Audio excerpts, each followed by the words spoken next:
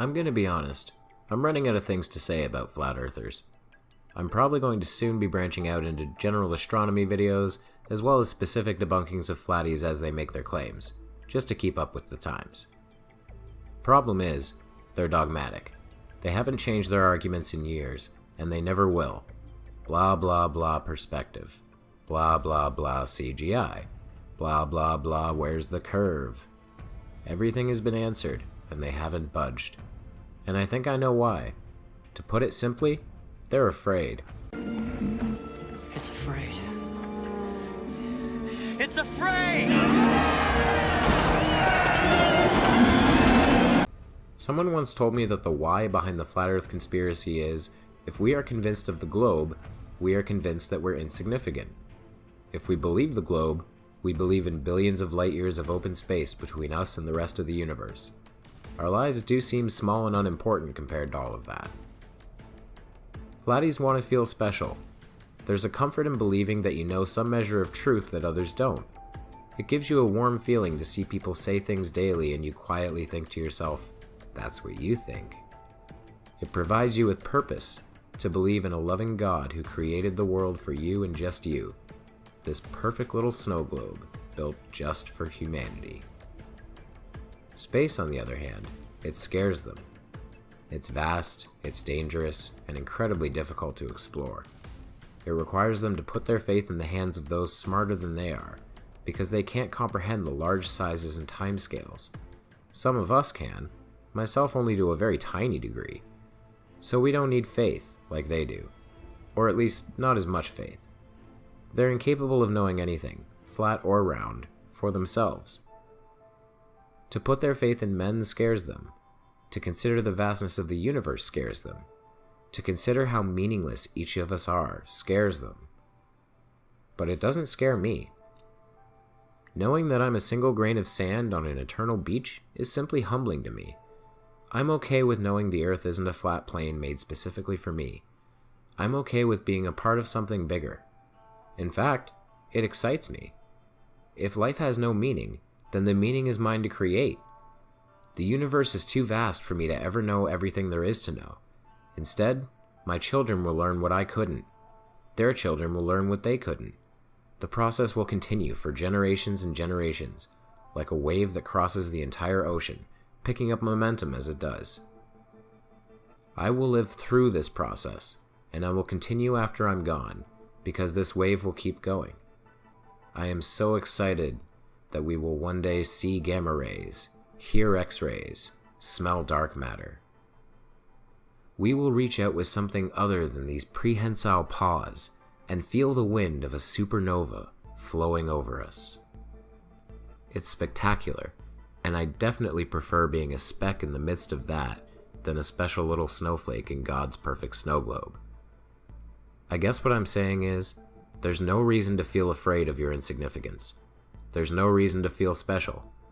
All it does is make you full of yourself. Here, flatties, have a slice of Sagan pie. It's humble, and you'll admit in retrospect that it actually tasted quite good. From this distant vantage point, the Earth might not seem of any particular interest. But for us, it's different. Consider again that dot. That's here. That's home. That's us. On it, everyone you love, everyone you know, everyone you ever heard of, every human being who ever was, lived out their lives.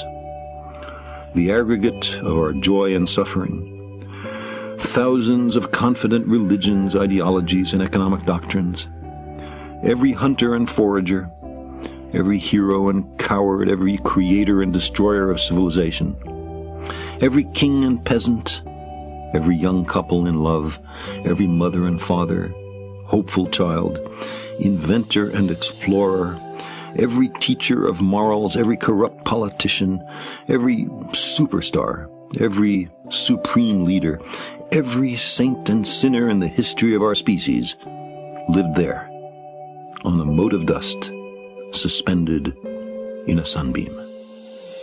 The Earth is a very small stage in a vast cosmic arena. Think of the rivers of blood spilled by all those generals and emperors, so that in glory and triumph they could become the momentary masters of a fraction of a dot.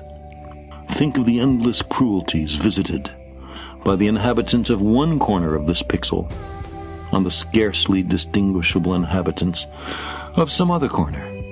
How frequent their misunderstandings, how eager they are to kill one another, how fervent their hatreds.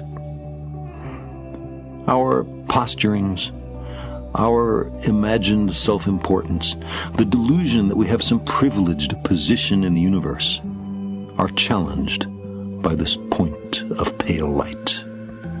Our planet is a lonely speck in the great enveloping cosmic dark.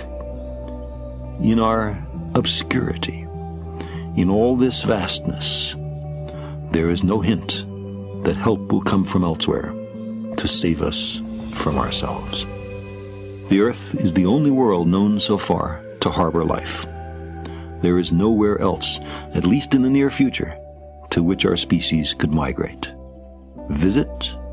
Yes. Settle? Not yet. Like it or not, for the moment, the Earth is where we make our stand. It has been said that astronomy is a humbling and character-building experience.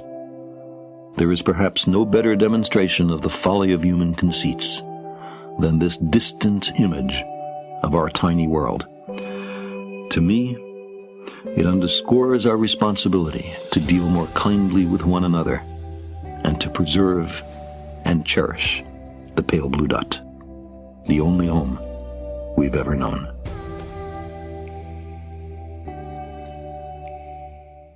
Thank you guys very much for watching. If you like this video, like it. If you want to see more, please subscribe to my channel, which is Dead Kennedy in Space. Thank you, and I'm out. Over the next hill, beyond the horizon. Find your place in space. Space is vast and unexplored. There's a lot of work to do.